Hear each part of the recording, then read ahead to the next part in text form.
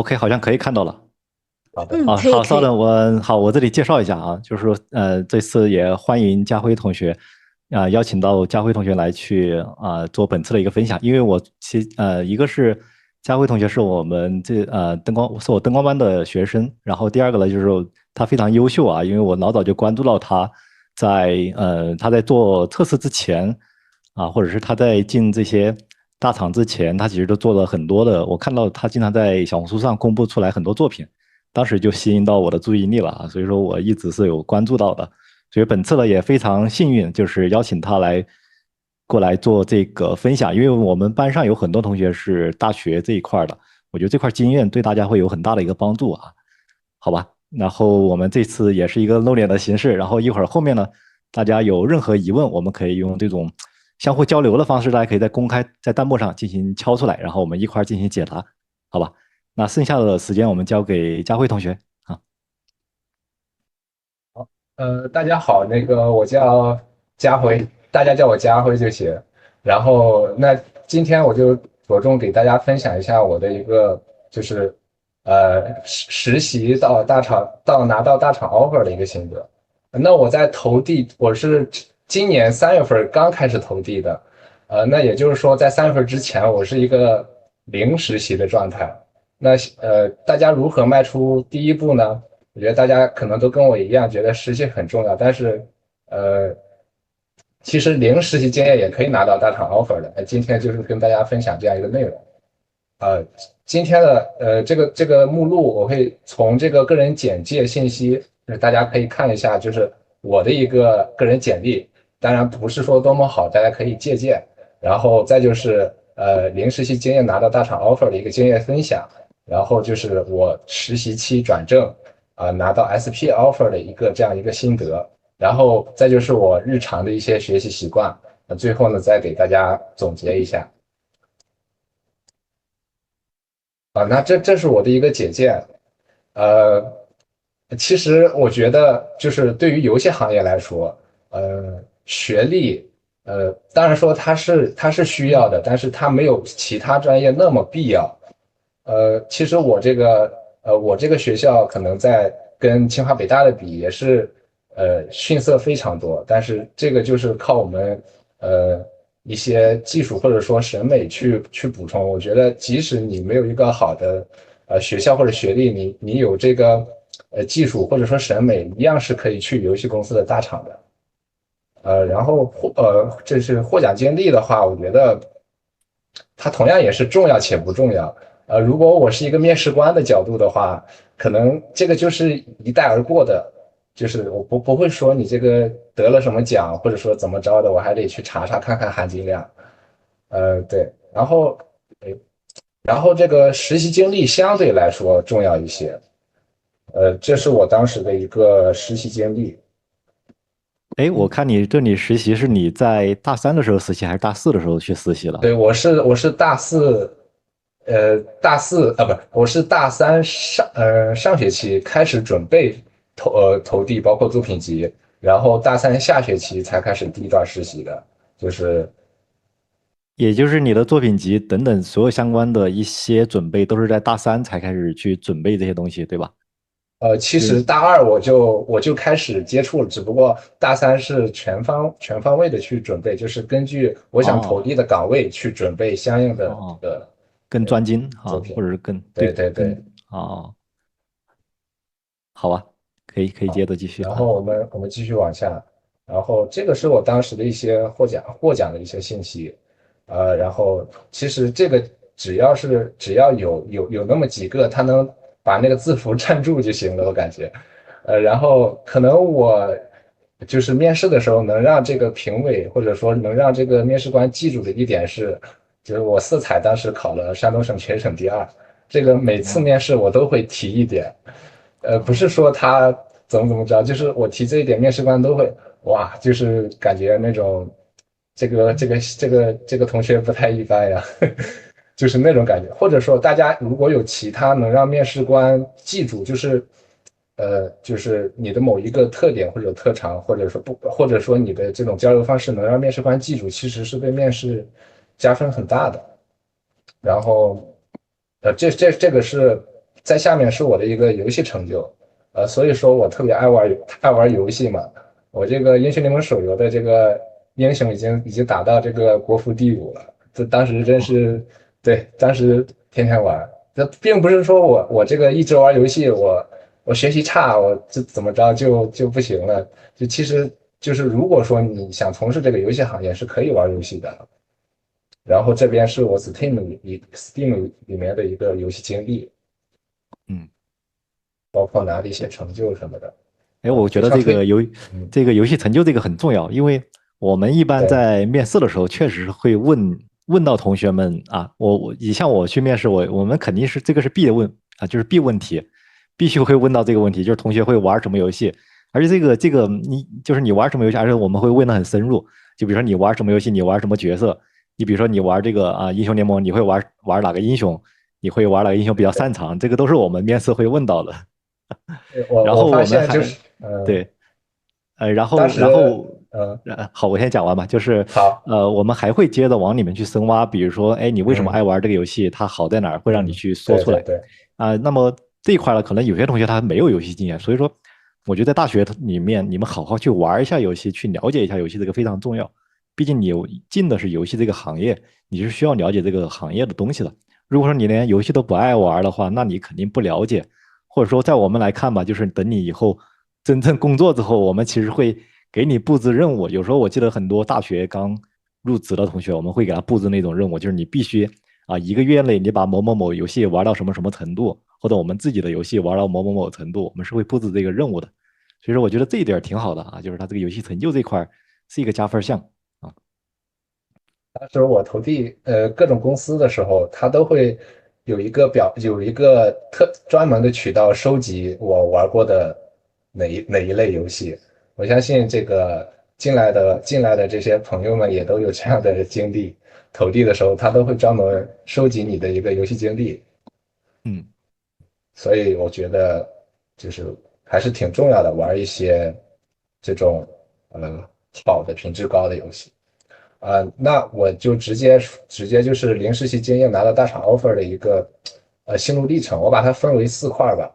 嗯就是第一个是搜集招聘信息，第二个是作品集的准备，第三个是面试，然后第四个是测试。那我先从这个搜集招聘信息开始。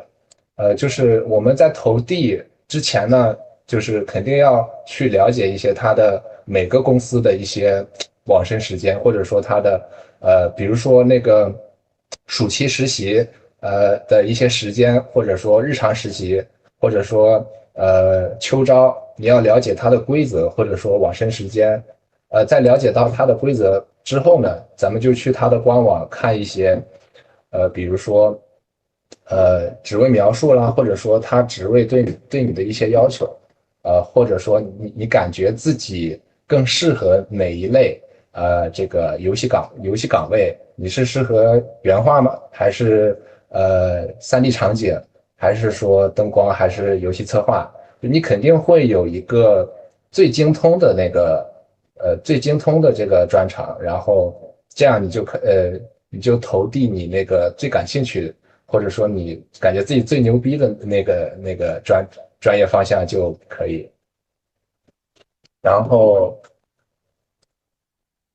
这边就是我非常推荐大家去官网投递。虽然说我了解一个信息，虽然说不一定很准确，就是你在官网投递的话，呃，就是 HR 不管是 HR 还是业务，会是第一时间能收到你这个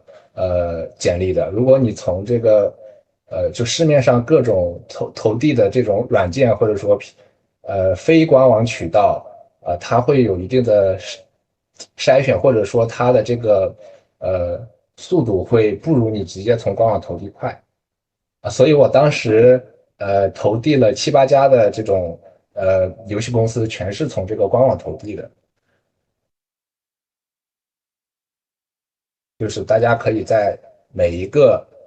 比如说你想去的游戏公司去了解它的一个热招岗位啦，或者说它，比如说你想投这个这个测试开发，你看一下他的一些要求，跟你的再评估一下你的能力，呃，看一下他的岗位描述，就是评估一下你合不合适。那这个下面这一个是我当时做的一个表格，就是投递各种游戏公司的时候，我也推荐大家这样做，就是你会比较直观的看到你的一些进度，包括比如说你即使面试的时候没通过，那你可以用这个表格去做这个复盘。你觉得你上一个面试是哪里没做好，或者说他哪一个问题问到你了？你就进行复盘，在你下一个面试或者说下一家公司就是面的时候，就是去避免你之前犯的一些问题。对，我觉得这个相对来说还是挺重要的。我觉得这个做的很详细啊，这个能在学生里面能每一个步骤全部都记录下来，而且记录当前的一个进度，知道自己该干嘛，这一步已经超越大部分人了。因为很多同学按照我当年来看，我当年是列不出来这个东西，我只是说我有一个大致的目标，没办法去细分到这么细，挺好的啊，我觉得大这是一个很好的习嗯，惯。我觉得大家不要怕麻烦，就是有时候你做的一些事情，它会就是比如说你复盘，就是你复盘一下，它会对你后面会有很大的帮助。就是还是大家就是从长远来看。哎，那这里然后嗯我这里打断一下啊，提问一句，就是我嗯看你投递了这么多，就是这个是所有的吗？还是说你总共投递了就这一些，还是说你投了有更多的？我投递的就这一些。嗯，对，只投递了这一些。挺好的当啊。时当时的一个想法是，如果说没有一家公司要我，那我就继续在学习。我不想去，就是我当时不想去那种呃随便去一个影视的，或者说一嗯个就是可能他连一个正规的游戏项目都没有的那种公司去实习。我觉得嗯，呃不如我自己再去专精一下我的这个专业知识，再去投递这些大公司。对，对，我觉得通过这个表能够看得出来，佳慧同学对自己还是挺有要求的，因为目前这个表上面能列得出来这些游戏基本上都是前沿一二，就是前沿大厂一二线的一些公司，所以说对自己的要求很高是的，啊。好的。是的，是的。嗯，然后就是我接下来就是一个作品集的准备。就是在准备作品集的时候，我非常推荐大家先去了解一下你想投递的那个岗位的一个风格，或者说它的一个要求。比如说，我觉得我这套作品集如果投递那个米哈游，或者说偏二次元的那种项目的话，可能并不占优，因为我全是做的写实的。就是嗯如果说你想投递那种二次元的话，还是要准备几套相应的这种作品啊。然后这第一点就是你的作品集最好是能够匹配它的一个项目的一个风格。然后第二点是质量大于数量。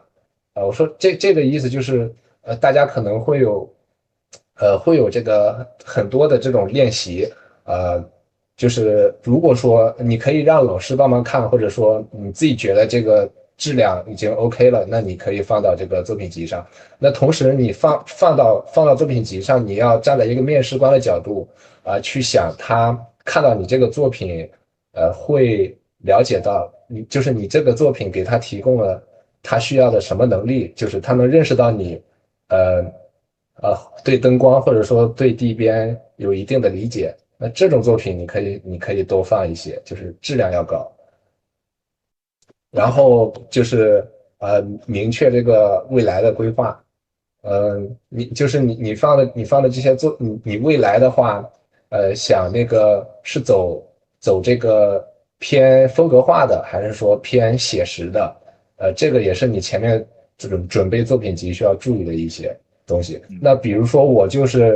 呃，我就是非常喜欢写实类的游戏题材。我对风格我不玩这个二次元的。所以我也没准备这个风格化的这种作品。我就专门走这个写实，我就专门准备写实类的作品去应对这个它的一些要求。嗯大家在前期就要想好自己的一个喜好或者说一个目标。嗯，我觉得这点确实非常重要，就是因为我目前接触到了很多同学，我了解了很多同学，就是之前会问我简历集该怎么去打造。其实我嗯们站在项目的角度上来说的话，站在产品或者站在公司的角度来看的话，你一定要明确你未来想去什么样的一个项目。你去的是一个 FPS 写实的游戏，那你所有的简历作品集都是往它对应的方向去准备的。你最好是直接能够把它游戏给临摹出来。这样的话是站在项目的角度，他为什么这么想了？为什么这么说了？就是你像我们站在招聘组的角度去想，我们看到我们是希望能够招进来一个人去帮我们项目组来能够解决问题的。那么当你的作品集跟我们项目组的契合度达到100%的时候，我认为你进来你的磨合周期会很快，知道吧？你上手会很对快，你很了对。解这个东西。那如果说你的风格跟我们契合度非常不契合的话，我就觉得这个中间的磨合流程非常长，所以说这也是很大的一个很重要的一个要点在这里。我觉得佳辉这点也准备的非常不错。哎，那我在这里提问一下，就是佳辉除了在投递简历的时候，除了这4幅作品之外，还有其他作品集吗？就是说总共准备了多少作品呢？大概？下面会讲到。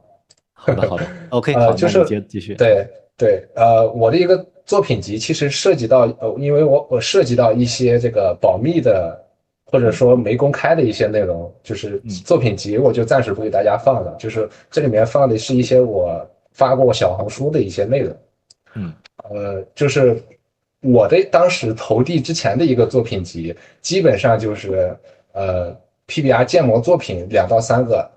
那这个的目的，我当时的目的也很清晰，就是让他知道我对这个游戏行业游戏建模的这一套 PBR 流程有一个了解，这基本上也是基础，非常基础的，不管是走地边还是灯光，你都要了解它的一个建模的一个流程。我觉得会后面你跟其他的同事沟通，或者说你对整个游戏环节的了解也非常重要。然后嗯当时我是想，就是灯光岗位我也很感兴趣，然后地边我也同时在投，所以我的地边作品呢也基本上就是2到3套，这里面可能一个作品我会放呃3到4个这种不同的镜头，最好是能把它拆解成就是比较细的，你从前期规划到参考图到你的设计的这些要点，就是你能把它拆分的比较详细，这样对你的这个作品是非常加分的。就是尽可能不要说就放一张图，那面试官看了可能也会有相应的一些疑问。然后我接下来我就放了这个3到4套的灯光作品，我当时挺惊啊，我当时那个投灯光的时候，就是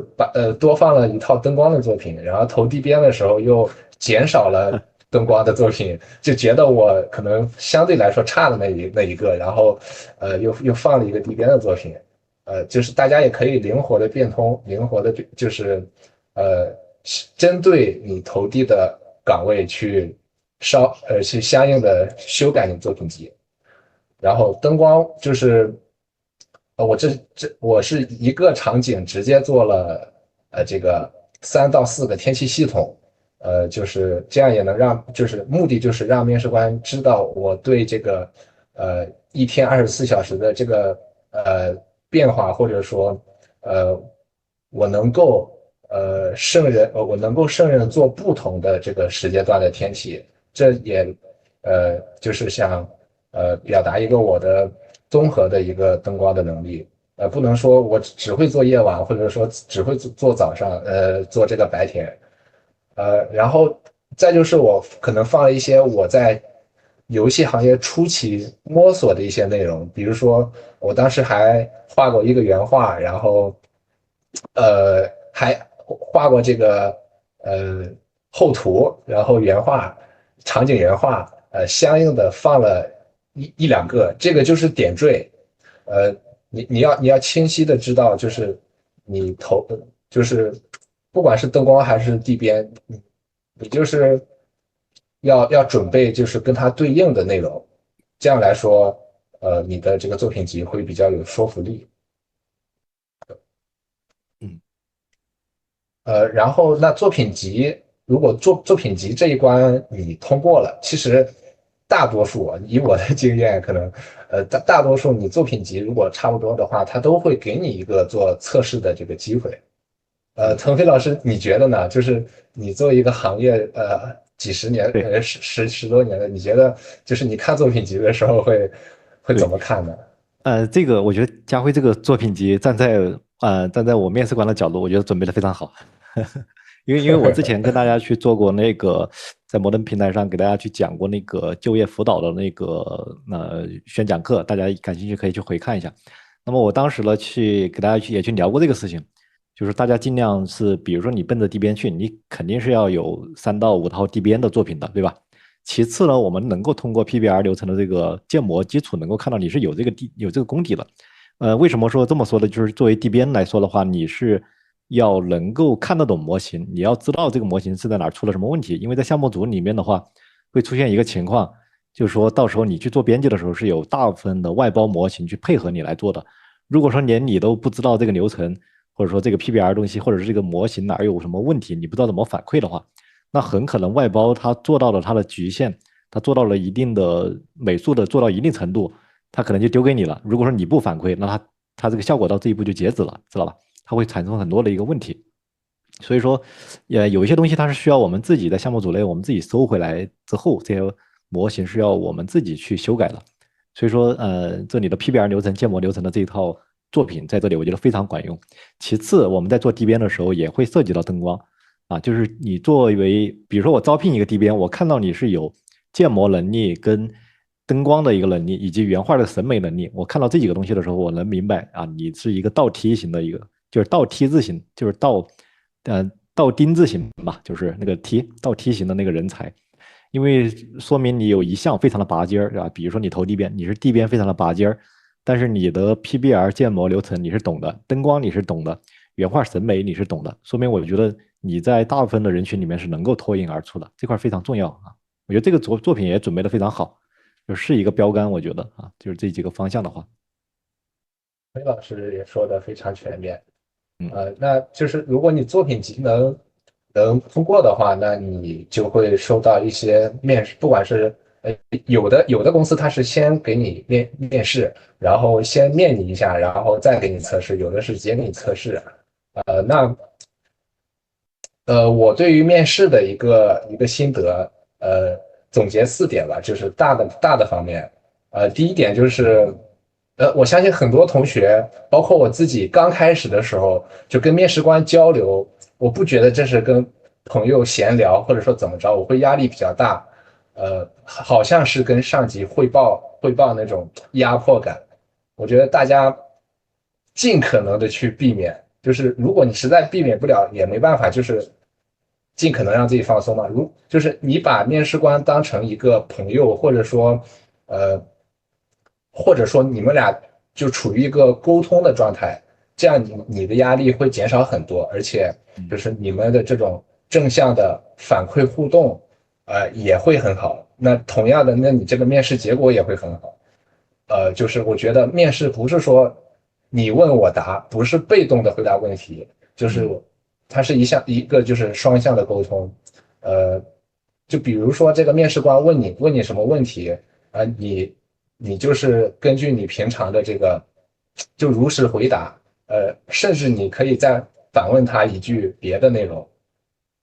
就是我觉得就是你尽可能做到沟通。然后我觉得自我介绍环节是相对来说比较重要的。自我介绍，如果说你能把自我介绍说好，那你等一下，如果说你能自我介绍，说的比较流畅的话，那你的这种紧张感会慢慢消失。我是说刚开始你肯定紧张嘛，如果你前面表达的就跟面试官互动的非常好，那你的这种紧张感就降下去了。那你再讲后面，不管是他问你什么问题，或者说你讲自己作品集，再往后的一些内容，就是你都会以一个轻松的状态去跟这个面试官交流。可以自我介绍，大家可以准备的充分一些。那再就是这个我说的这个就是记忆点，当时我的这个记忆点就是每次说完都会跟这个面试官我俩不管是笑还是怎么着，他说哇你好厉害，哇我当时我没考到全省第二，巴拉巴拉，就是这对我来说是一个让这个面试官能记住我的一个点，就是大家也可以去想想自己有哪些，也可以去创造一些这种让面试官记住的记忆点。那我觉得就是主动表达，就是同时也是给面试官台阶，也给自己节奏，就是大家记得主动表达非常重要。然后第二点呢，就是心态放松。那面试官见多了紧张的人，就是放松能让你就是脱颖而出，就是你们俩就是聊的也比较愉快嘛。然后如果说问到不会的问题，就是面试官问到你答不出来的问题，就是不要慌，就是你可以就是如实的回答这个问题。我之前研究的不多，但可以分享一下我对相关方向的这样一个理解。呃，不要说他问到你不会的，你就突然慌了，或者说有一种情况啊，我当时也经历过，他问到我不会的，我没说我不会，我就是自然的说着说着，我都不知道自己在说什么了。面试官听得一头雾水，我自己说的一头雾水，就两边的体验感都不会特别好。就这点，我觉得大家可以就是借鉴一下，就真诚一些，真诚一些。谁都有不会的，谁都有就是答不上来的问题。然后我觉得一点是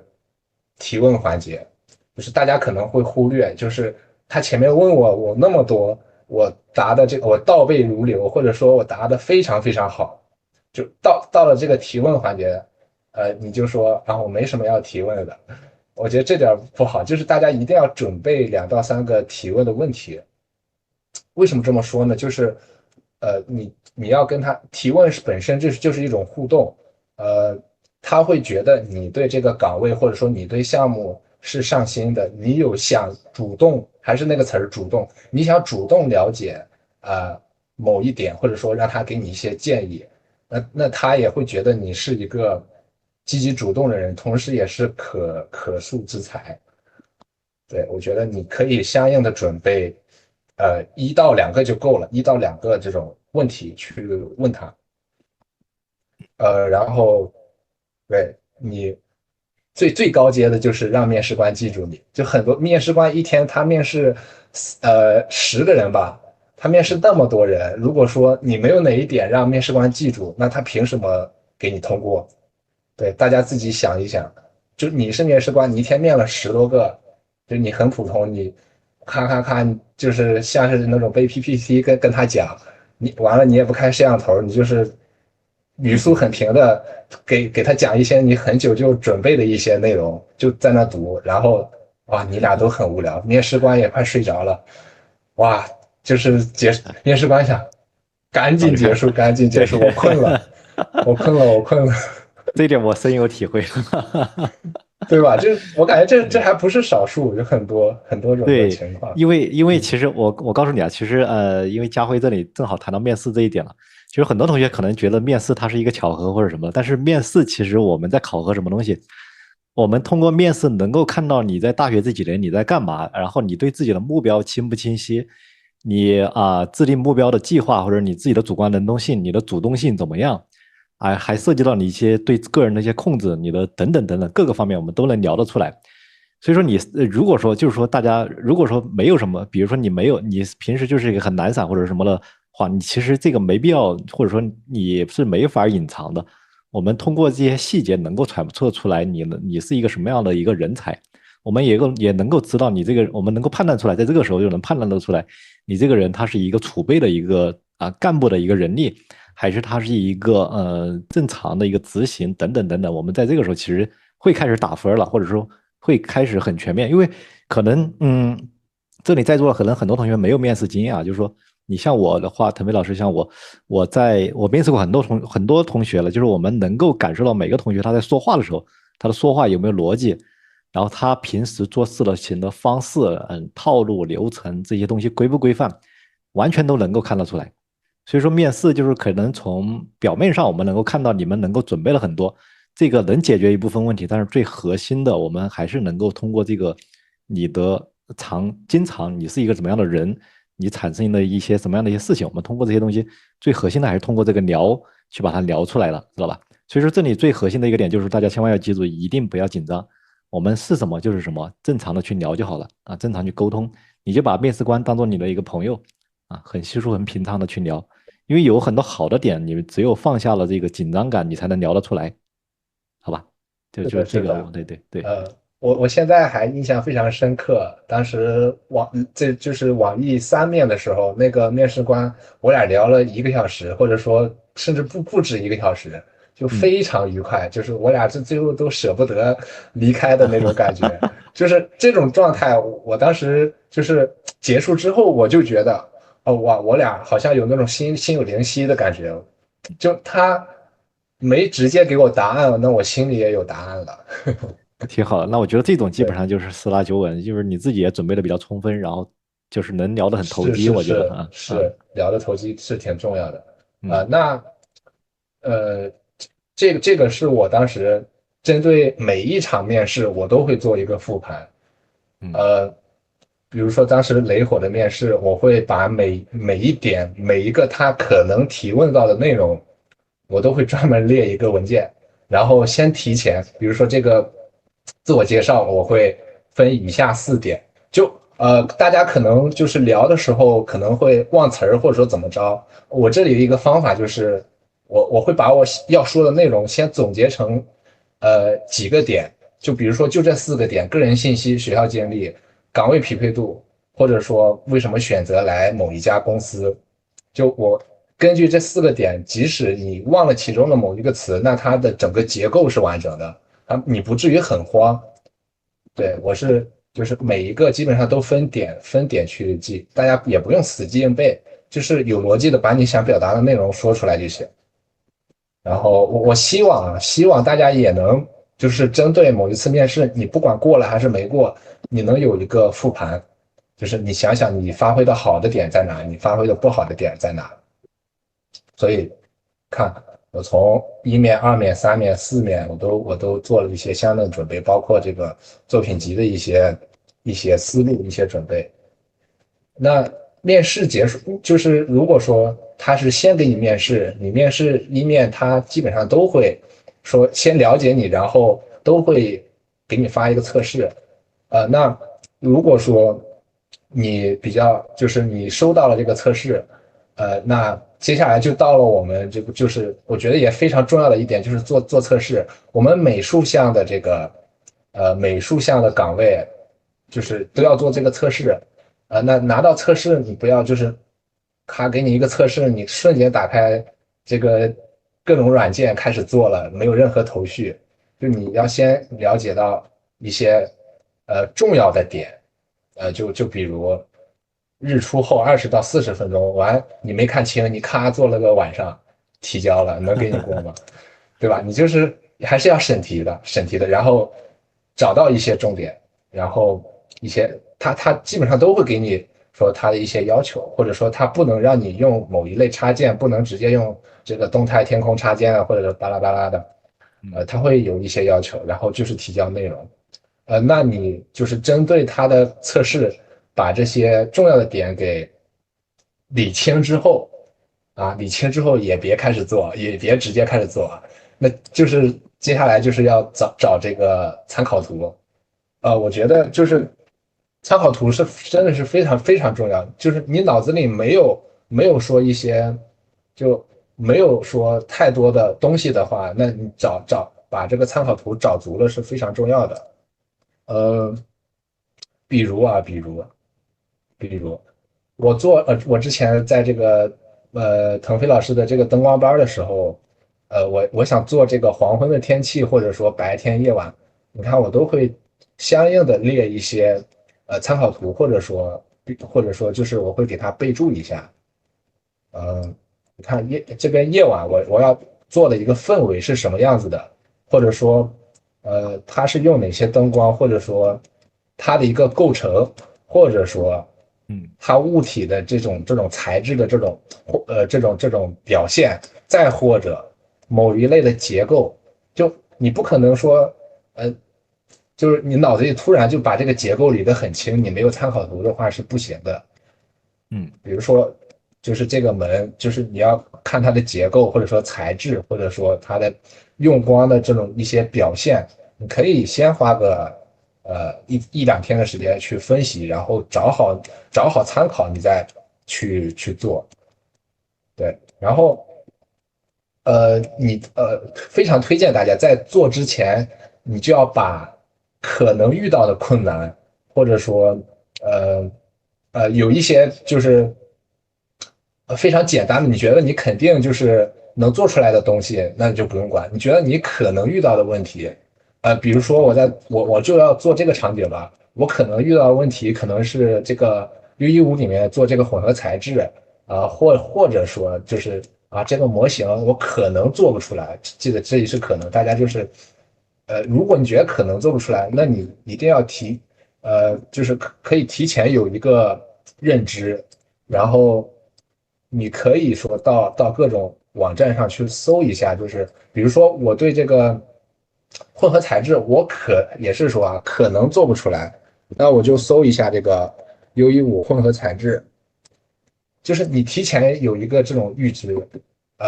等到真到那一步，你遇到困难的时候，你去了解一下，就是别人是怎么做的。我觉得现在互联网这么发达，很多教程随手可得，只要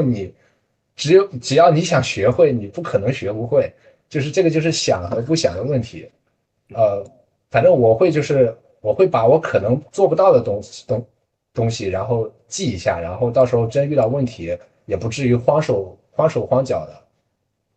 对，然后这是第二点，就是思路规划、风险和解决思路。那第一点是参考图，参考图我刚刚讲了，就是参考图真的很重要。然后就是你要规划一个思路、风险，然后到了第三步制作，就是你大展身手的时候了，就是我也推荐大家就是把时间就是你集中时间去做，不要今天我这儿咔弄个光，明天我把这光删了，这儿再补个光，然后拖到最后一天，你发现就是时间来不及了，你也没做好。尽可能的在这个他规定的时间，就是比如说他规定7天吧，你在这个3到4天你就给他做完。为什么提前做完的好处就是，你第二天看，可能你就觉得这个画面像屎一样。还有修改对空间。对，有修改空间。然后就这里面就讲到第4点，就是你提前做完，你可以找到比你审美高的同学或者说老师，让他就是让一个旁观者的视角看一下你画面有什么问题。因为我经常遇到这种问题，就是我做了一段时间，我视觉疲劳，我就看着看不出问题了，我就感觉，哎呀，好像还行啊，然后让别人一看，我操屎，就就是我就是遇到过这种问题，所以你留几天给这个呃老师或者说同学，或者说你就让你室友帮你看吧，你同班级的，让他给你看看你这个画面，说不定他就会给你一个很关键的点，然后你把这个点改了，咔，你测试过了，你不改你就没过，就真的是这样的。嗯，这一点我觉得还是，是对后面这一点还是挺重要的，因为你有可修改空间。很多同学咔咔咔一顿做，做到最后要提交了前10分钟还在怼在那儿，还在赶快去对对对堆东西，这个完全就是节奏不对啊，就是对，还是要说，你拿到测试的那一刻，你就要有一个清晰的思路规划。嗯然后测试，如果说你这一步测试通过了，那基本上那就恭喜你，基本上，如果你在下一轮面试表现的跟第一次面试一样优秀，不就是没犯什么问题的话，那大概率他会觉得，你是他想要的人，他就会给你这个 offer。那讲了，就是这是我实习的一个过程，包括和心得。那就是接下来就是我实习期间，就是转正拿到这个 SP offer 的这个心得。我是实习的这个3个月，呃，就是这个心得就是第一点就是工作内容，你答辩的时候工作内容要有一个明显的前后对比，交到你手里一开始是什么样的，你做完是什么样的，然后再就是制作前后的复盘和经验总结，这个我觉得是最重要的啊。他不会看你多么厉害，多么牛逼，他会先看你就是你是不是一个复盘，或者说你经常总结经验的人。你不可能一个问题你犯了一次、2次、3次，完事你还犯。然后再就是第三点是一个答辩的准备，这个是我当时也是列了5条嘛，就是我很喜欢分点。然后第4点就是你的这个个人价值。那工作前后对比呢，这里给大家举个例子，就比如一开始你刚去公司的时候，你领导让你做一个把这个场景打个光吧，完事儿你很听话，就是你觉得你自己没犯任何错，然后打了一个光，打成这样了，没什么问题啊，这个是没问题的。但是问题就是，可能你打到这个光，你打到这一步，他就给别的同事做了，然后但是你还把它放到了你的答辩 PPT 上，然后完了你就这样一展示，那个面试官一看，好像没多大区别啊，你能做到这样，我随便找个人也能做成这样，这个就很重要了。他觉得如果说他觉得别人也能做成你这样，那他就不会要你了，他可能就会要性价比更高的，或者说他更喜欢的那一个。但如果说他给你的场景是这样，领导让你打个光，完事儿，你做的相对来说比较完整，也比较有创意，跟他的这个刚给你的场景，就是他看了这个让他哇，突然眼前一亮，就觉得你的这个工作量是存在的，他们在这个里面看到一些，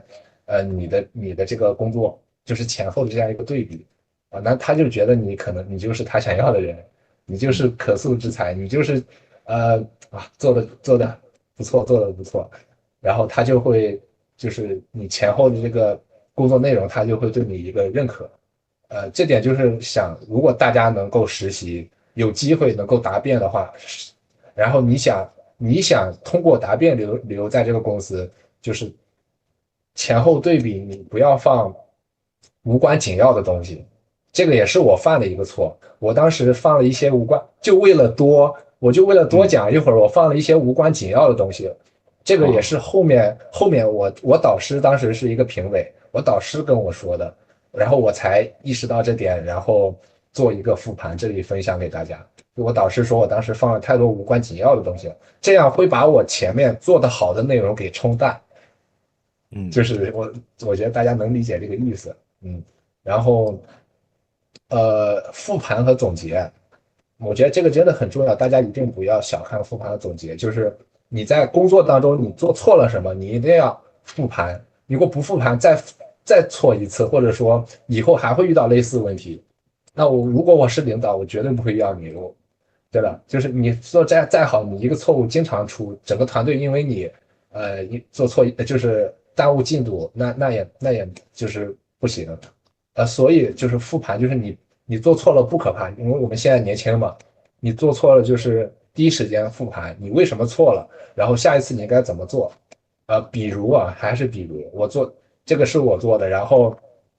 我在做的时候肯定遇到一些问题，我这里就挑一点，就是我想总结这个点就是团队至上。在制作过程中呢，呃，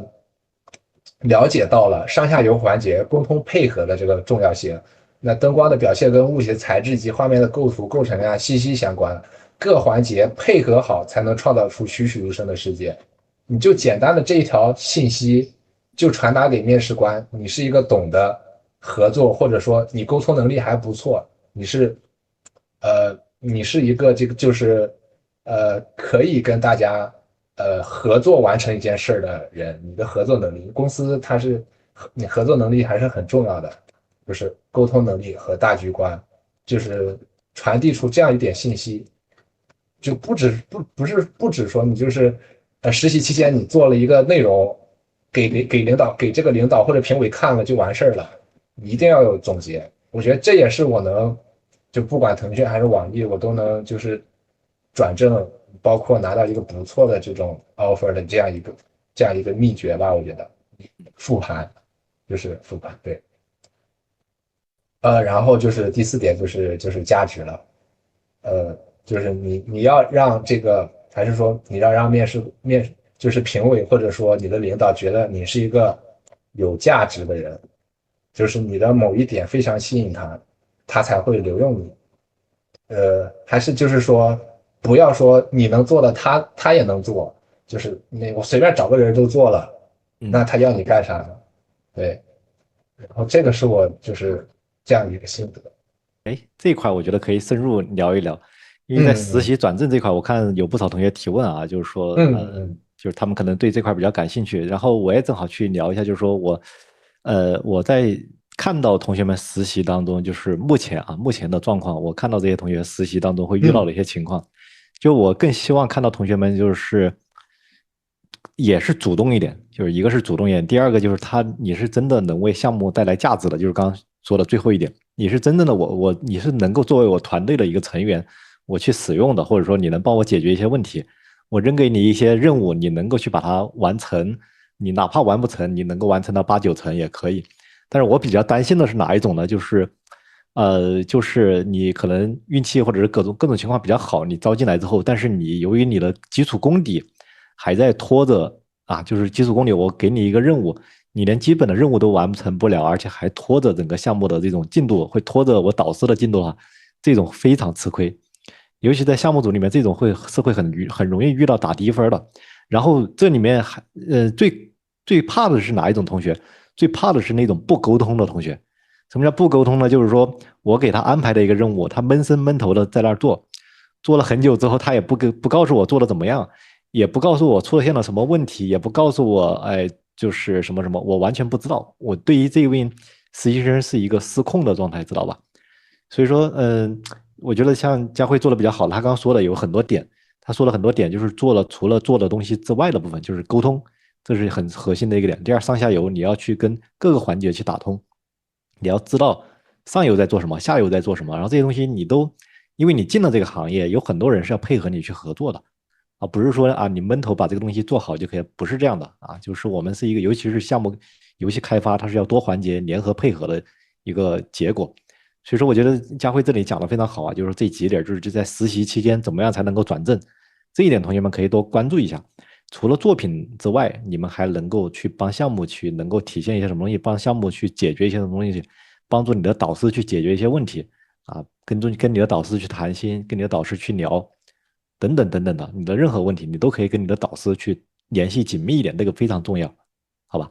是的，然后是的，对对。对，跟你的这种直接汇报的上级，或者说跟你导师沟通或者交流比较多的话，就是对你转正真的是非常有帮助。嗯。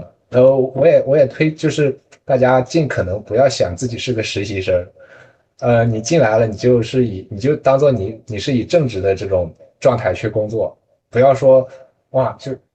我是实习生，然后到点了，我要走了，哇，然后今天领导布置这个工作啊，因为我是实习生，我就有这个容错空间，不要这样想，你就觉得对。你就是一个正职，你就当做你是一个正式员工，对，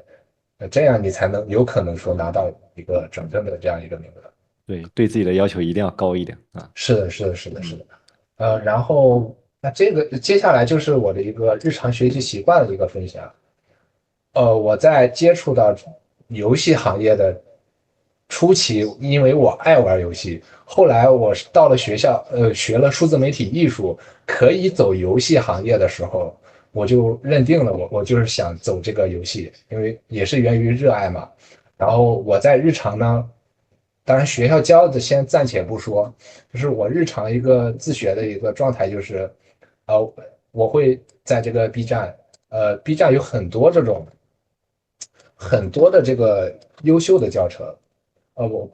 我不是说不管我搜这个混合材质还是说 U15教程，就是有很多教程供你学，就我还是说了，没有你学不会的，只有你想不想学。那还有一点就是，大家一定要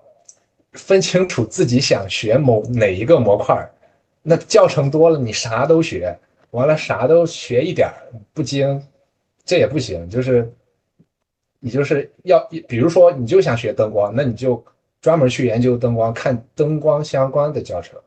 比如说你想走地边，你就看地边相关的教程。如果你觉得学差不多了，你再去了解一下你可能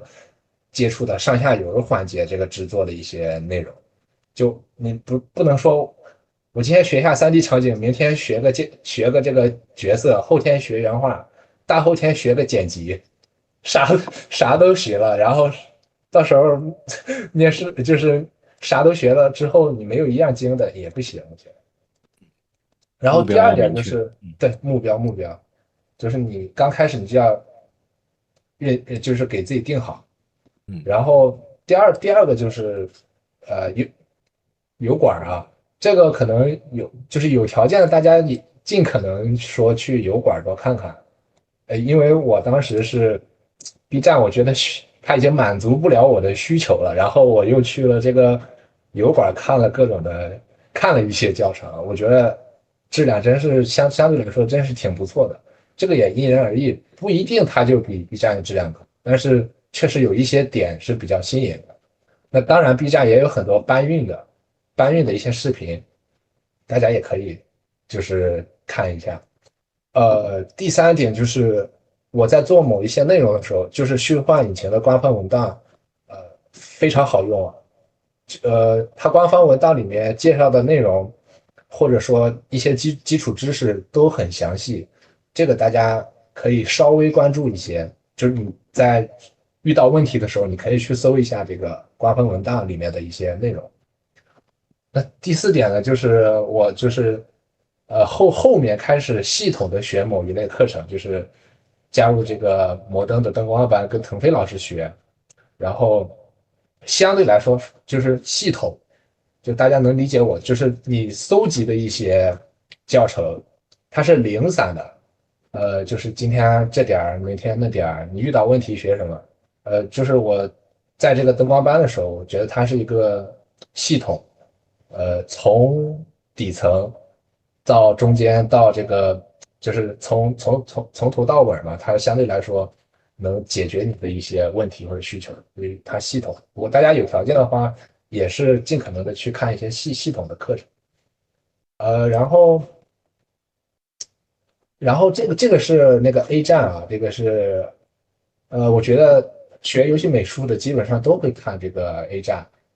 它里面的内容呢，就是国内外各种做的好的作品呢，都会在里面。大家就是日常你不管是打磨时间，还是说找参考，都可以在里面去看一下，或者说去积累一些内容。包括A 站，它会有这个，它会有一些这个文章，就是国内外一线游戏公司，或者说就是非常好的游戏，它会把它的整个艺术作品集、艺术设定集全都放进来。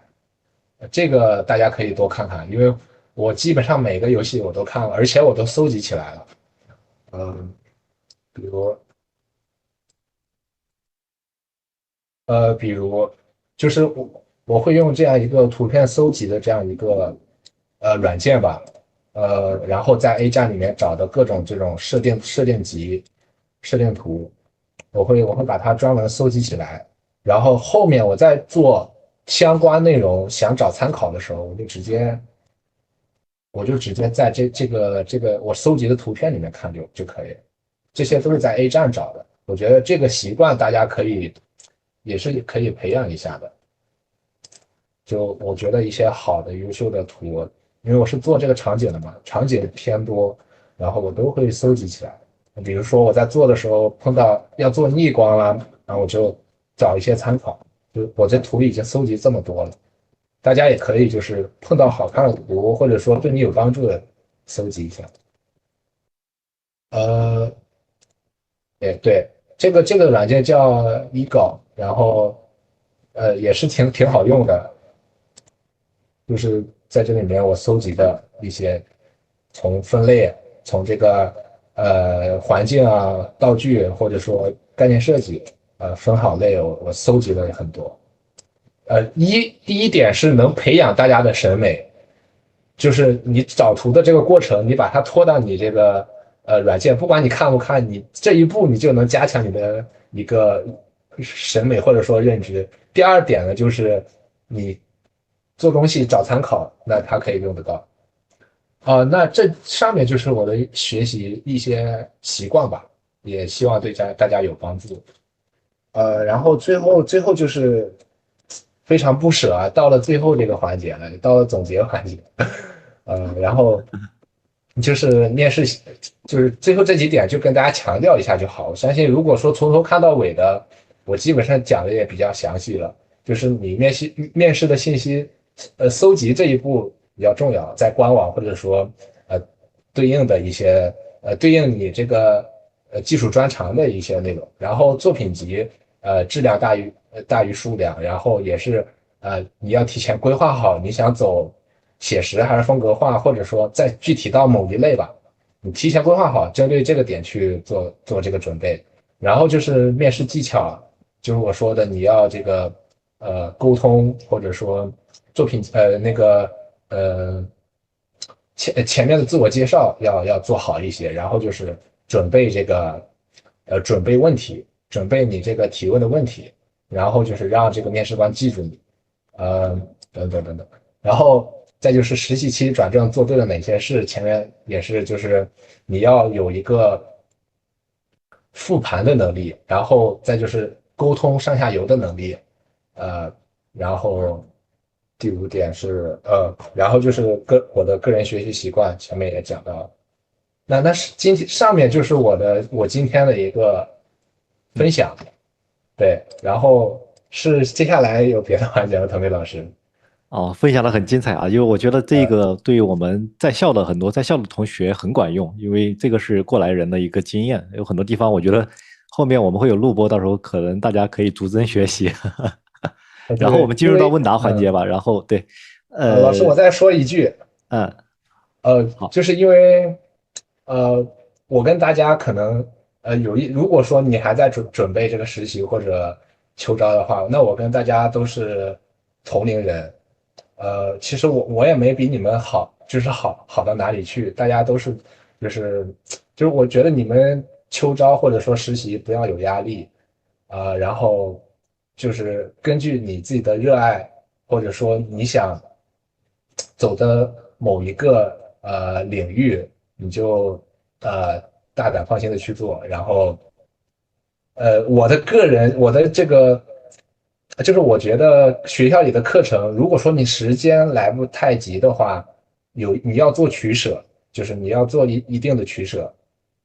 还是说针对就是长线规划，对你以后想走的这个领域去做准备吧。我相信大家一定能行的。嗯，对，我这最后说几句心里话。OK，对，没了。我觉得这些总结这些经验还是挺管用的。好吧，后面我们看一下同学们有什么问题，我们接下来进入到提问环节。这个会有录播的啊，后面我们下周整理好这个录播会发出来，大家会，毕竟大家还是要逐帧学习的，对吧？OK，那我们进入到问答环节吧，大家有任何问题可以挑在这个弹幕里面，然后我们一块儿来看一下啊。对，有问题的同学可以只管问，然后 OK，我记得有一个表嗯，是吧？就是大家有在那个问题表上面有提问，我们可以打开看一下。好，我这边开也行啊。哦，我看到了，就是 OK。有初和同学说他是一名大三在校生，秋招投了大厂测试没有过，但是有个中厂发了 offer，想问一下，继续在校做作品，还是先进入中厂实习，等春招继续投大厂？因为听人说在校招生来说，对于校招生来说，第一段实习很重要，所以也不敢直接进。他想问一下，我觉得还是说具体问题具体分析，呃，比如说你拿到了这个中场的 offer，他的专业，他的这个岗位，是你以后要走的这个岗位，就是跟你来说是匹配的，并且你觉得，我是觉得，如果说对你匹配的话，你是可以去提前进入这个呃一些公司去熟悉一下这个工作模式，或者说你你你去锻炼一下自己的各方面能力，因为我觉得在校跟在这个公司是完全不一样的一个状态。就在校你可能零零散散的、松松垮垮的，在公司就是每一天你的行程会安排的，就对于我一个实习生来说，安排的也比较紧。然后我是觉得实习的这段时间对我来说提升是非常大的，不光是就是作品提升，更多的是一些软性的，比如说我看问题的能力，或者说我做事情的一些模式，都会说在公司里面都会对你有一定的提升。当然，这个也是不一定说这个公司就一定对你有帮助，只不过对我而言，就是实习还是对我很有帮助的。所以你这个问题，你也是要具体问题具体分析。如果说它还不错，然后包括这个它的游戏也比较火，然后我推荐你可以去实习培养一下自己。对，嗯。然后腾飞老师怎么说？我这边看是这样，就是首先，大家在大学里面实习经历，尤其是游戏的实习经历是非常非常非常重要的。其次就是我觉得佳辉刚说的挺好的，就是具体问题具体分析，就是你要分析一下这个实习经历对你后面你想要投递的这个岗位啊，它的是否是重合的，或者说你比如说举个例子，你以后想去走地边这个岗位，那比如说你现在这个实习它是模型的实习，它就是有帮助的，是吧？或者它是灯光的实习，它也是有帮助的。然后你自己再专注的去把地边的流程作品给它打造出来。所以说，结合刚刚家辉所聊的，就是具体问题具体分析，就是如果说是对你后面你反推过来，就是对你明年的校招是有帮助的，那就可以去；如果是完全八竿子打不着的，那你就没必要去，好吧？OK，那我哦，们来看一下下一位同学的，老师准备 PBR 流程作品集是不是和自己想要投递的地边的风格相同会比较好？哦，然后我觉得你要认清一点，你就是做这个 PBR 流程的作品集是想展现你的什么能力，就是哪一点能嗯，力。当然说跟他的跟他的风格契合肯定是加分项嘛，但绝对不是，如果说你跟他风格不契合，他就连看都不看了，就不是这样的。就如果说风格一样的话是加分项，那不一样也没关系，你主要是为了跟面试嗯，官表达你了解这套流程，对你就是在工作遇到问题，你会通过你的这套流程，你有经验，让他知道嗯，你对这套流程你是了解就够对，了，我觉得。你是会这个了，对，对对对，嗯，你看有些同学我举个例子啊，A 同学跟 B 同学，A 同学他会 PBR 流程，他展现出来了；B 同学他也会 PBR 流程，但是他没有展现，没有展现，我在简历作品集里面就没有看到，没有看到我就约等于你没有这个能力，懂这个意思吧？就是所以说这个作品集里面呈现了 PBR 的这个流程，就代表了你会这个东西。然后他如果说跟你的作品集是契合的，那就是加分项。对，是这样的。然后下一个同学说，大三课太多，去不了实习，大四实习还来得及吗？呃，我就说点心里话吧，有可能会被骂啊。然后大三课太多，因为课太多导致你不能实习的话，那你就是学校的这边你先放一放，我指的放一放是你得确保你能毕业啊。就是如果说课太多限制你，你跟老师去沟通，你就不能说被课太多限制你去实习。你前面实习积累的经验越多，那对你后面不管是秋招还是说春招，或者说你实习转正都有一个帮助。那你待在学校相对来说就是一个密闭的空间，两耳不闻窗外事的那种，就是你只是接触一些零零散散的信息或者知识，那他肯定不如你直接去实习，收获的经验或者说收获的。知识多，所以我看你前面是一个条件，因为课多而不能去实习，呃，那你就要就是你不要管课多了，你先去实习吧，我只能这样说。我看到评论区有同学说找代课，也是一个解对决办法。对对对，你要想各种解决办法啊，就是啊，别人都有很多办法，你不能说因为遇到问题了你就不去做了，你得想办法。对，对，我觉得这里我作为过来人，我有一个很好的经验，就是提给大家，就是说很多同学可能还是学生思维，学生思维是什么呢？就是说我们当年高考的时候，就是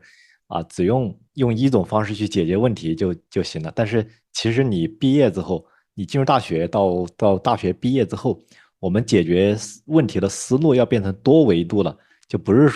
是一条路了，而是你只要能把这个结果达成。你用什么样的手段，这个不限制只要你不要太去违法或者相关的一个东西，就是你去做这个东西，你肯定有各种各样的思路去解决、去达成它，只是看你对这个事情的你想要它的一个程度而已。我觉得，如果这位同学还这么问，就是大三课太多，去不了实习的话，我觉得你对实对习的这个认知还不够强烈，或者是你对自己不太想去实习。我这么说，你如果真的想去实习，想进游戏公司的话，这些课是难不住你了。对，我觉得就是这么问，还是陷入一种学生思维，因嗯，为我课太多，把我限制住了，什么都干不了了，这是学生思维。对，要避免这种思维。对。然后具体的解决办法其实有很多种我觉得可以，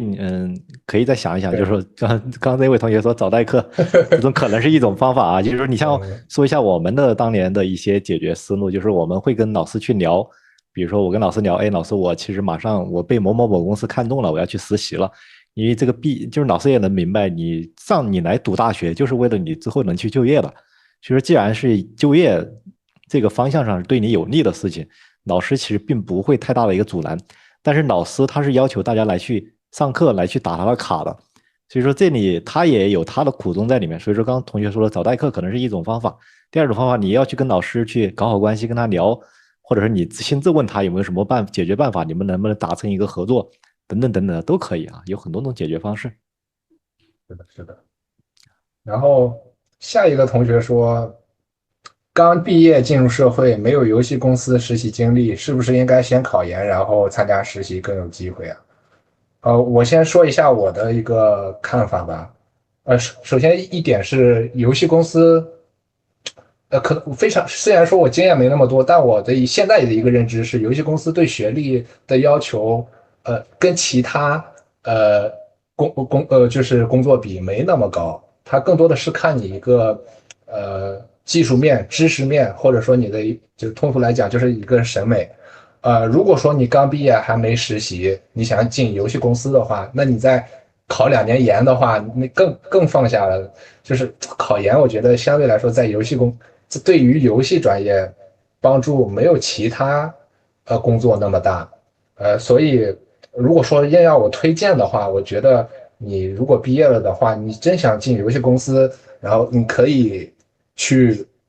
系统的学一点东西，就是报个班也好，或者说不管线上线下吧，就是系统的先学一段时间，然后有机会先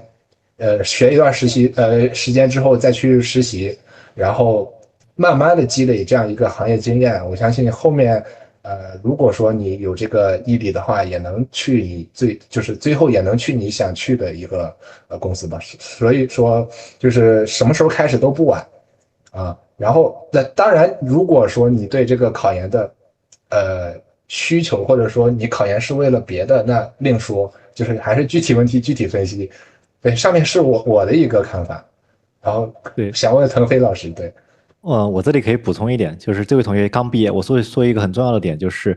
同学们一定要珍惜自己的应届身份，因为在应届身份进入大厂是一个很好的机会，或者是进入公司吧，这是一个很好的机会，在你都准备充分的情况下进入公司是一个很好的机会。但是，一旦你毕业了，你就代表了你社招，你社招你就跟社会的我们的这些老员工等在一个池子里面竞争，竞争会非常非常的激烈。懂这意思吧？就是你在应届的时候，你没毕业的时候，你是跟所有的全国的学校的同学去竞争的。但一旦你毕业了，你就是跟全国的在职的这些人去竞争了。所以说这个辞职的竞争难度是不一样的。所以说嗯就是大家就是大家去珍惜自己的这个应届的这个身份。那这位同学他说，是不是可以先考研再参加实习？如果说我举个例子，如果说你能够考研，能够去解决你一个是应届的这个身份，第二个是能够去把你该拿到的这些作品集，你能够准备充分的话，我觉得这可能是一条路子啊。但是这个取决于你究竟能不能在考研的这个在研究生的这个期间，把这些所有东西都能够拿到，这个非常非常的，我觉得很有挑战性，知道吧？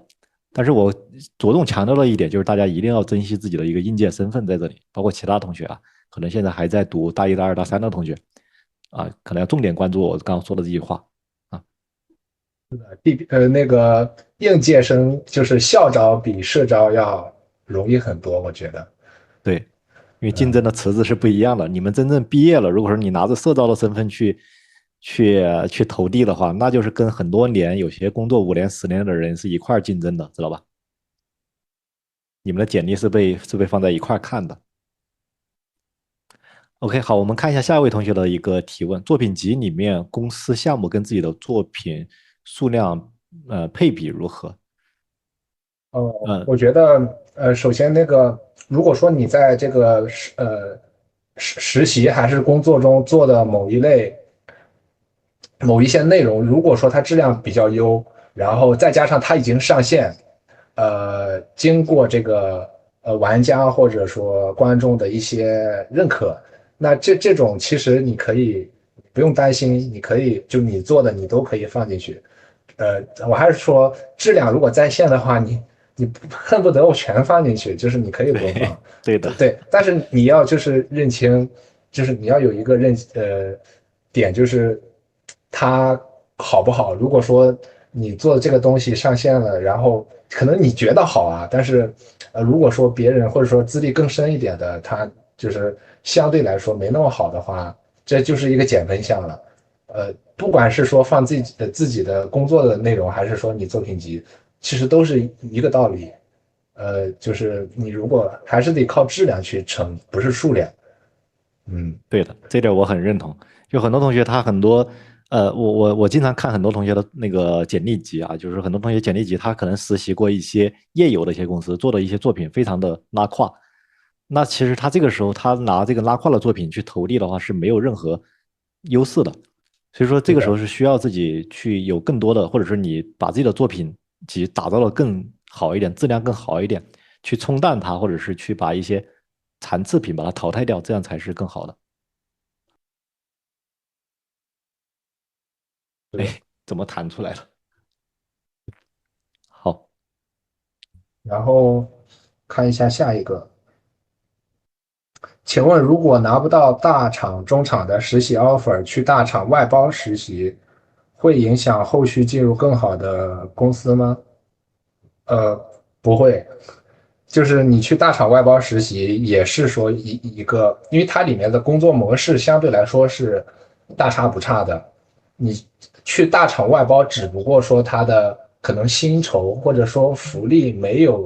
呃没有那个正职或者正岗好，但是它同样可以磨练你的各方面的能力。所以去大厂外包实习，不会影响你进好公司，反而会是一项比较好的这个经验。对，然后地边的应届岗不多，如果 PBR 模型做的一般的话，all in 地边岗会不会存在风险？呃，地边的应届岗是不多哈，腾飞老师，我你觉得这个觉得呢？地边的应届岗取决于怎么说呢？就是现在目前市面上我们想招人，但是招不到，但是大家想啊，投递简历又投不又找不到工作，就是目前存在于这么一个误差。这误差点在于哪儿呢？就是说，岗位还是挺多的，但是大家的能力达不到，大家一直觉得就是这个行业，他觉得是行业的问题，但是我看起来是很多是个人自己。你比如说，嗯我每一位同学都是跟家辉这种情况，那我投递进来我是有很大的通过率的。但是如果说每一位同学连简历能什么该投什么作品这些东西都没搞清楚的话，很容易被 pass 掉的。其实我看到的情况是有大量的公司在招人，但是他却招不到人，然后有大量的同学投简历，但是投的简历不通过。所以说这中间究竟是哪儿存在的问题？大家同学们可以反思一下，我觉得。是的，是的，地边岗相对来说，我觉得对你的综合能力要求比较高。嗯，然后就你说 all in，就是你这个 PBR 模型做的一般的话，all in 地边岗会不会存在风险？我觉得是可能存在风险的。就是还是那句话，你前面的基础没做好，你模嗯，型或者说 PBR 那套没搞清楚，然后对你通过网络下载了各种各样好看的资源去搭积木，然后嗯搭的也没有逻辑，可能对你自己沉浸在你的对世界中，觉得还不错。因为现在 U15的这个功能很唬人嘛，你觉得对对对对，还不错，这个。但是你骗不了面试官呀，对对对，我这个这个你唬不这个我说一点吧，就是我觉得我深有是，体会啊，因为我是做 UED 边，包括我做游戏行业这么多年，我能看到大部分同学的一个作品集情况。很多同学他不明白，他可能觉得看一下盗版或者是看一下网上的这个教程，他做出来的一些作品，他自己站在自己的角度上来看，哇，觉得很牛逼，很怎么样。但是站在我们这种10多年这种老油条来看你的作品，可能还没有入行。大家一定要记住我说的这句话，可能你还没有入行，知道吧？就是你自己推销出来的作品跟我们看的是两个角度，这点很重要。就是所以说你自己的以为跟跟我们看，就是我们这些审核人员看出来的这个效果，能不能在一条线上，这个一定要搞清楚啊。是的，好，所以像刚刚那位同学了，我觉得你的简历作品按照家辉那种准备的那种情况，以及我们在前面摩登 B 站上去讲过那个就业指引的那节课，大家可以去看一下啊，就是按照那个去充分准备。你投地编肯定是要地编准备3到5套的，然后 PBR 流程只是看你有没有这个模型的基础啊，然后灯光可能也只是或者是原画，其他都是看你的一个审美情况，好吧？是的，所以说核心还是你的作品集能不能达到要求，这个是最重要的。如果你的作品集都比较拉胯的话，那肯定是 all in 或者之类的，肯定是会有很大的风险。但如果你的作品集像家辉这种同学这么优秀的话，我觉得通过的，你看他能通过3家大型的公司或者3到5家其他的公司，肯定是有他的能力在的大家可以到时候可以回头可以逐帧学习一下，究竟是哪些地方他做对了。自己反思一下。然后下一位同学说，他现在大二，然后明年6月份暑假想努力进入行业，知道有部分大厂夏令营的课程，是建议去夏令营还是投递公司实习啊？呃首先我觉得优先级是实习大于夏令营。为什么这么说？夏令营我当时在网易的时候，他们那个夏令营并不是说直接去负责某一块工作内容，它更多的是一种你就弄个班学习的这种过程，呃，也各有好处吧。这种就是你能学到更多的知识，然后你旁边都是夏令营的，然后你们的这种输入输出啊，基本上同频，这种你学的也快。然后实习的话，它更多的就是呃，不光实光是战啊，不对，不但是不仅是提升你的知嗯识或者说审美或者能力，它还是说更重要的是沟通，然后你的综合能力，包括解决问题的能力，或者说你的一个看法，一部分是对你世界观的这种稍微那点重塑的感觉吧。我觉得还是如果说你能实习，最好实习。如果说实习有一定高度或者门槛，那夏令营也是不错的选择。对，嗯，然后下一个同学说，作品集的每一个作品大概花了多久时间做出来呢？作品集的大概花了多久？我还是说，就是我会基本上做一天，有可能我一个周就能搞出来一套就是1到2个灯光的作品，甚至说如果呃就是不是说一直磨的话，我一个周就能搞定一套TOD 的这种作品，就是4个天气系统，但是它的质量肯定没有我慢慢磨出来的好。所以这个多久做出来，这个也是因人而异。如果大家也能跟我一样，一天能在电脑面前做一天，然后保证这种效率的话，我觉得1到2个月就搞定了。对，然后几个几个月能大约几个月能大约能掌握大佬。这个我没太看懂。这位同学的提问方式几有点，个月能嗯，大约掌握几个月能掌握？我操，我看不懂。这个提问我觉得有点。先暂时看下一个。好，实习做的东西没法公开当做作品集，但是又比较新的，比之前做的比较好的咋办？我觉得，如果你跟我一样的话，就是实习期间做的项目还没上线，还在预研阶段，而且做的还比较好的话，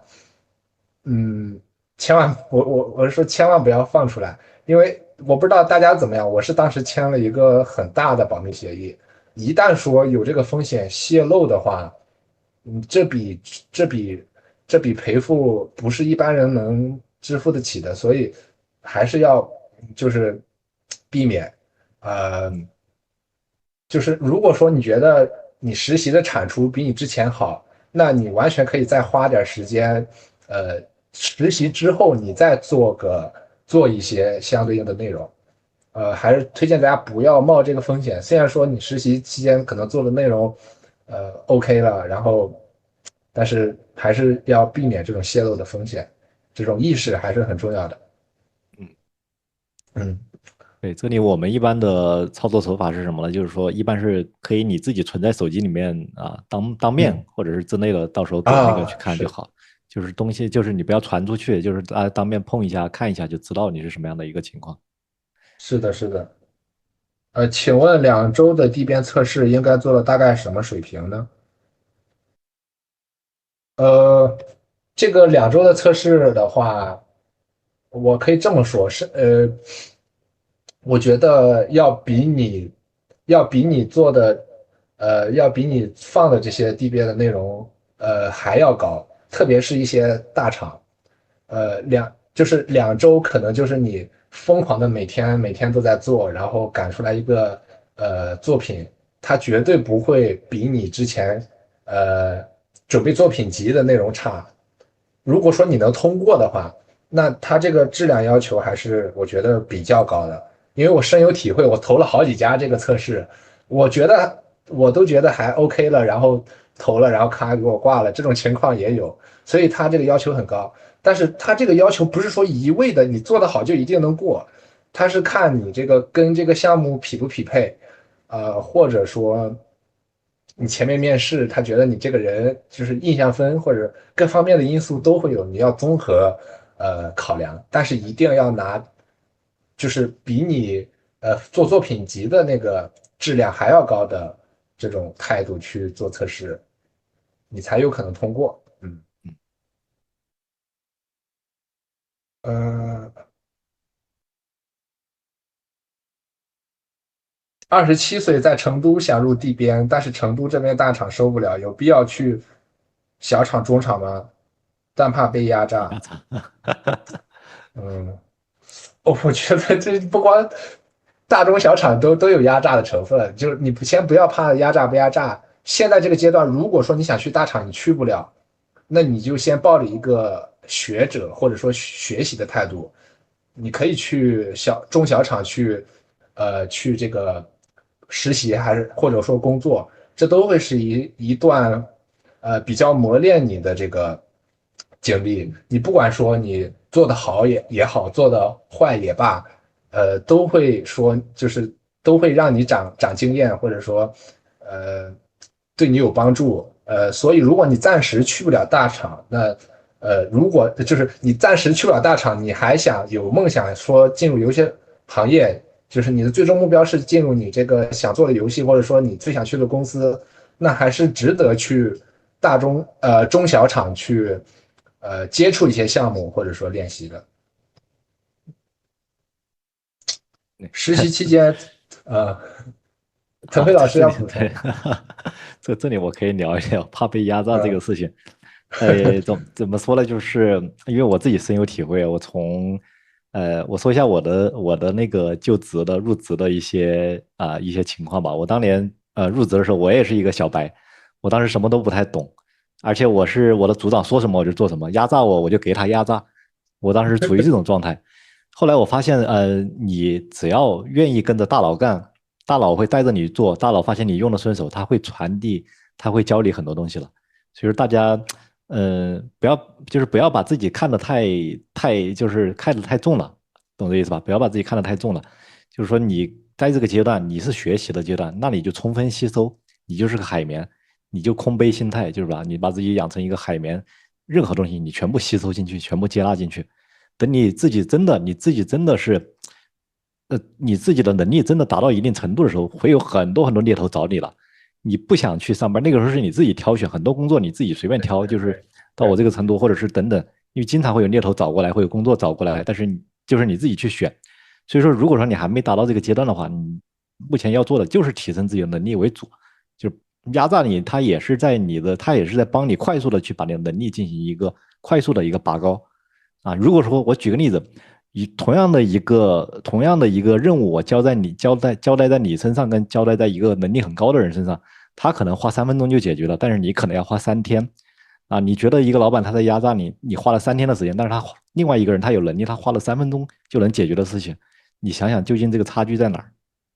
是的，是的，嗯。还是要多从就是多反思，多从自己身上找一些问题。嗯，然后下一个同学说，实习期间参与的未上线的项目代号简称可以写在简历里吗？这个还想问问腾飞老师。这个没啥问题啊，这个没啥问题。一般是，对，除非你这么说啊，就是说，唯独要注意的就是你签过保密协议，然后这个保密协议了是要求你的作品不能外露等等，这种情况下你就要严格注意一下了。就是我刚刚说的，你可能不太方便展示的这种，你就最好是用自己的手机当面聊的时候给对方看一下。是的，是的，就是大家一定要有这个风险的意识。嗯。嗯，然后实习期间，这个说了，未上线的项目，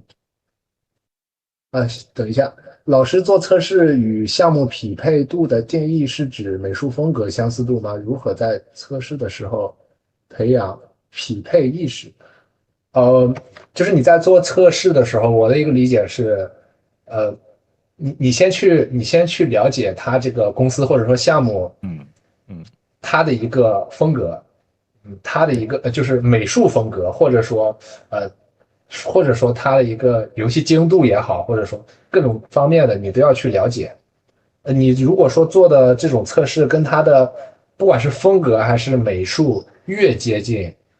这里先不分好坏啊，就是说，如果你跟他项目接近的话，那他是很有可能给你通过或者说留用你的，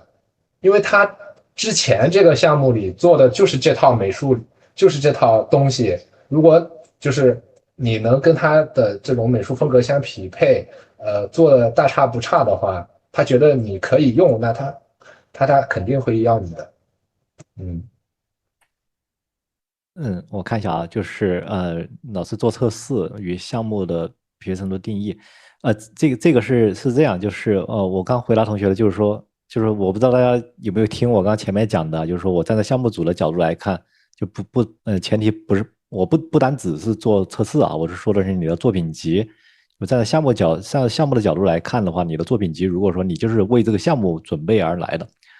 比如说我是三角洲，我举个例子啊。假如说我现在是三角洲的项目，我看你做的 FPS 游戏，你就还原了三角洲，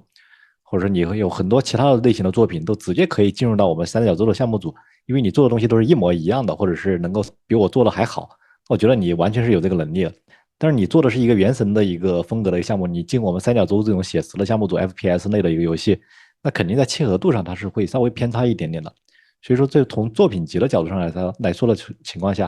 就是大家一定要目标清晰，就是说你去哪个项目组，你未来定位想去哪个项目组，你就做他们项目组的同类型的一个作品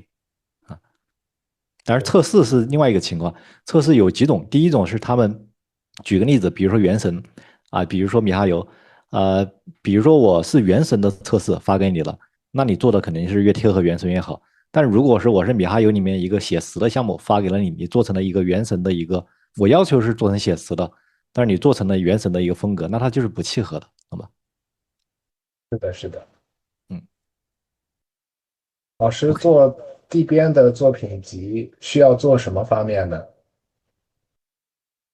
太笼统了，这个问题啊，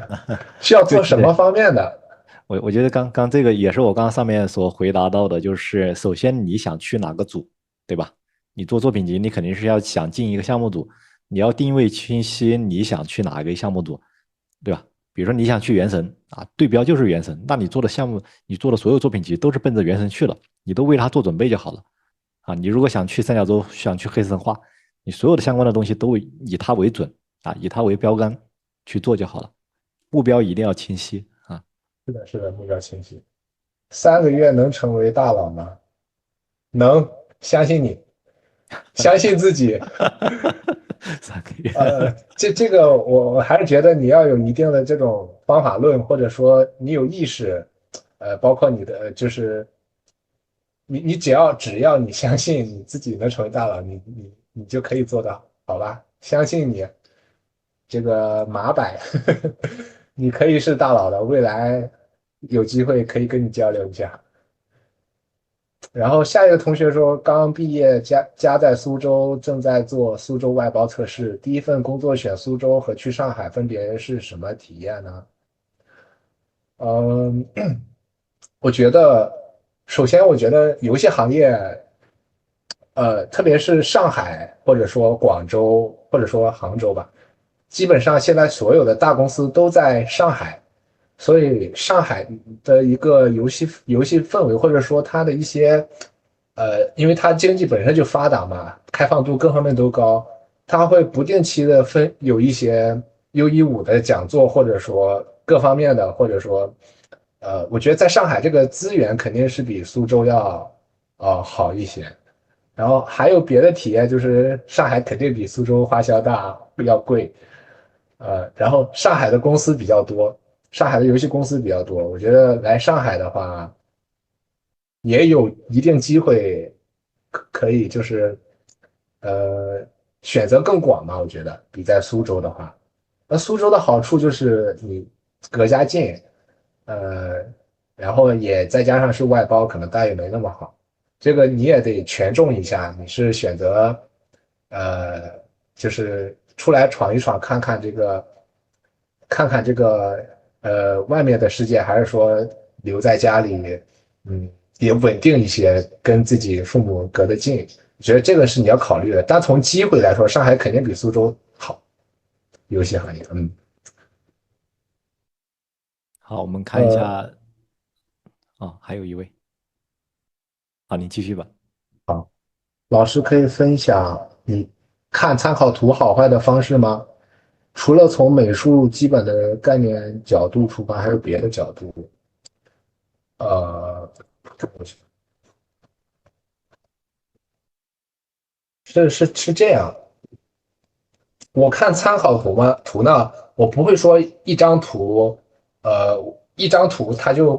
我就全部借鉴这张图的信息。我看参考图的好坏是这张参考图某一点能不能帮助到我。比如说我当时在做这个场景的时候，我想做一个全息投影，那这张参考图就是对我有价值的。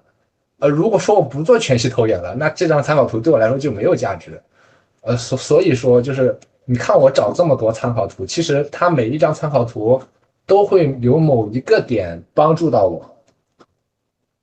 就是它都会说，呃，有一些信息我想要汲取，我觉得这个是在好的参考图当中的，呃，就是另一个点嘛，就是首先我要确保他们的美术是够的，然后再在美术够的情况下去确保有用的信息，对我来说有用的信息，我觉得这个是好的参考，也是另一个角度，除了它好看，就是另一个角度是一定要对我有帮助。嗯，OK，呃，啊，哦，时间差不多了是吧，腾飞不是，老师？我看下面还有两个问题，我好看下面好好，有一位同学提问，腾飞老师是在哪个项目组？呃，这个正好可以跟大家聊一下。我目前对外公布的身份是最早，正好也可以跟大家聊一下。我其实还有很多项目，但是我没有写出来。我跟大家聊一下我的经历。我最早我在大一的时候我就去了，当时大一的寒假，我就是以外包的身份，当时进入到成都腾讯的一个代号的一个项目。当时是在成都王者还没开始做，但是是他们前身，所以说那块我都有很多认识的人在里面。这是大一的寒假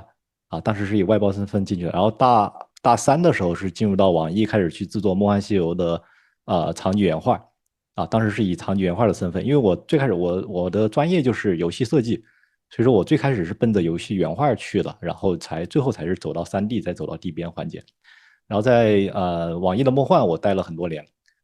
后来中间大大小小也跟了很多很多项目就是说有很多像那种回合制的，也有很多那种像吃鸡类的，包括像那种堡垒之夜那种，就是另外一个翻版就是中间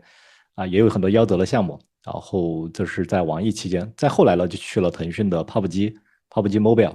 就 PUBG 大家玩的吃鸡了这个游戏的海外版然后呢在网易最后一个这段经历是去了那个我的世界就是全球比较火的这个我的世界的这个游戏。然后再后来就去了 PUBG，再后来 PUBG 之后呢，就是从光子来到了天美的宝可梦啊，整个经历的流程是这样。然后我的经历我比较多强调一点，就是我觉得虽然过了很多年了，但是我觉得我在大学里面那一段可能对大家有用的，就是我在大一的寒假就开始实习了。虽然说是一个外包，但是在大一的寒假我开始实习了。然后大一的暑假，寒假之后就是大二。大二其实我们同学就有自己开外包公司了。我们在外包公司里面其实有一段小创业的一个经历，大二大三的时候就有了。然后大三的时候就已经我有很多很多，因为我当时已经接了很多单了，那种场景原画的单子我已经做了很多了。所以说大三的时候我有很多的作品集可以去投递，当时就直接很顺利的进入到网易。所以说进入到网易之后呢，就去做了大家能够看到现在《梦幻西游》手游的那个有好几个场景好几个经典的场景，就进去新手村那个场景，还有那个比武台那些场景都是我设计的当年。哎，这些都是过去式了已经进入到下一个阶段了。然后从腾讯出来之后呢，目前在创业当中是跟摩登老师是一个创业合作伙伴的一个关系OK，要是准备好了对应的作品集，投上线很久的大厂项目组能进吗？会不会因为岗位饱和不收？呃，因为岗位饱和不收，这个就是还是因为你作品集不够好，或者说你能力不够强。你如果说你的能力达标，或者说你的作品集非常好的话，那他肯定也会破格收你。但是这个是前提，就是说你的能力或者说审美各方面作品要好。那会不会岗位饱和不收？这个应该是有一定的这个原因吧？我觉得腾飞我觉得老师应该有经验。这个我的经验比较充分的，我能给到你的建议就是说，如果说你准备好了，有一种情况你准备好了，你你竞争，我给大家说一下招聘的这个情况是什么样子吧。就是有时候我们开启招聘到关闭这个招聘信息，我们中间会有2个月举个例子，会有2个月。那在这2个月里面，你会遇到同批次的一个竞争者，懂这意思吧？就是取决于这2个月你投递过来的人，他可能举个例子，可能你这2个月刚好你运气好，跟你竞争的人都很拉胯，知道吧？那你绝对脱颖而出。但是又有另外一种情况，就是你这2个月当中，你遇到了很多高手，这个运气不太好，很多高手，你在这个高手里面很难脱颖而出，这种情况也有。所以说，你说准备好了作品集，我觉得你把重心关注到你的作品集上，你的作品集一旦达到，在我们来看，一旦达到一条线，那个线一旦过了之后，你会有收到，基本上整个大厂或者说整个的项目组，你会横着跳没问题了。但是，一旦没过那个线，你怎么投简历，你会各种碰壁因为班里面目前很多同学就会遇到这个情况，就是说，他的作品集出来之后，他跟完整个流程之后，他的作品能力上来之后，他收到的测试都会变多了，知道吧？所以说这个就是就是我们一直强调的作品还是作品。你的作品就是敲门砖啊。如果说你的作品就是没达到，就代表你的能力没有达到，好吧？是的。啊，摩登嗯，老师帅吗？这个改天我们目前在想一些内部的一些好的一些节目啊，我们在想用这种采访的形式。你像这次我们逐渐跟我们像嘉宾像家辉，我们的一些学员嘉宾，然后去采访都开始逐渐露脸了。我们以后可能会有一些好的形式，当然以后看看摩登老师能不能露脸啊。好的，好，我们现在看一下。公司里的项目是写实风格多还是风文化多呢？这个也腾飞老师肯定有经验。对，这个我目前聊一下，就是在原神之后开了很多，因为我之前就是可能因为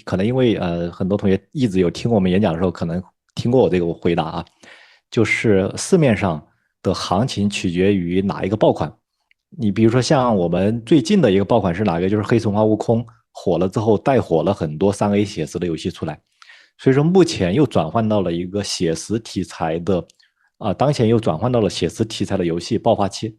所以说大家准备作品可以往这个方向去准备，但是尽量在这个爆发期内要尽早啊，就不要等这个爆发期又错过了。但是呢，就是这里回头又说一句，就是就是风格化的游戏依然还是存在的，它不能说灭绝了，它只是说当前这个时期3A 写实又成为了一个主流，或者是它当前比较火热开的项目比较多一点，所以说窗口期比较好。那么前面有准备好这个方向的同学就可以去为这个方向去投递一些简历，这个时候是比较有优势的。是的，是的，这个窗口期我觉得也挺重要。当时原神火那一阵儿，也是市面上涌现出各种各样的二次元游戏。对，还是对。然后看看下一个，好，请问作品呃，集完全还原原画有问题吗？没有问题啊，完全还原原画没有问题啊。你能把原画做好，我们其实有3个阶段。第一个阶段就是新人阶段，你去对着一张原画做，你肯定做不出来原画这个效果，就是差于原画。第二个阶段就是完全能够还原原画，第三个阶段就是超越原画。就我把我们地边同学分为这3个阶段去走了。那么你测量自己的水平，你就去看你对原画的一个还原情况。如果说你不如原画，那就说明你的能力还没到。你能刚好把原画还原，那我觉得你及格或者是达到了一个优秀的一个水平。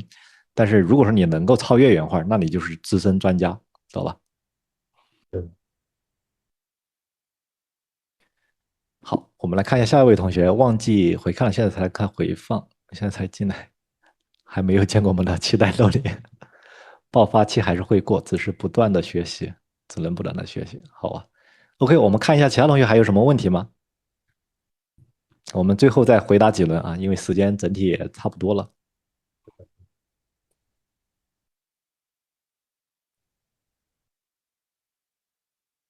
OK，那没有的话，那我们差不多时间就今天也感谢我们感谢家辉的这次过来做那个嘉宾。好啊，其他的对课程感兴趣的可以咨询我们助教老师啊。然后我们后面呢也会不停的去做一些邀请到一些大家想听什么可以跟我说，好吧？包括因嗯，为腾飞老师也有自己的一个 B 站，然后这个摩登平台上也可以，大家可以去留言，想看什么样的一个题材的节目，可以跟我说啊。以后呢我会去发挥我的人脉资源，然后帮大家去完成这件事情，好吧？然后去帮助到大家，尽量能够帮助到大家啊，会有回放的。好，后面会有回放啊，大概或者是下周之内的会在群里进行通知，到时候助教老师上传之后，好啊，那我们时间整体也差不多啊，整体那今天就感谢家辉同学啊，谢谢腾飞老师的邀请。好的好的，OK，好，那我们今天就到这里啊，那我结束一下共享屏幕。好的好的。好的，非常感谢我们的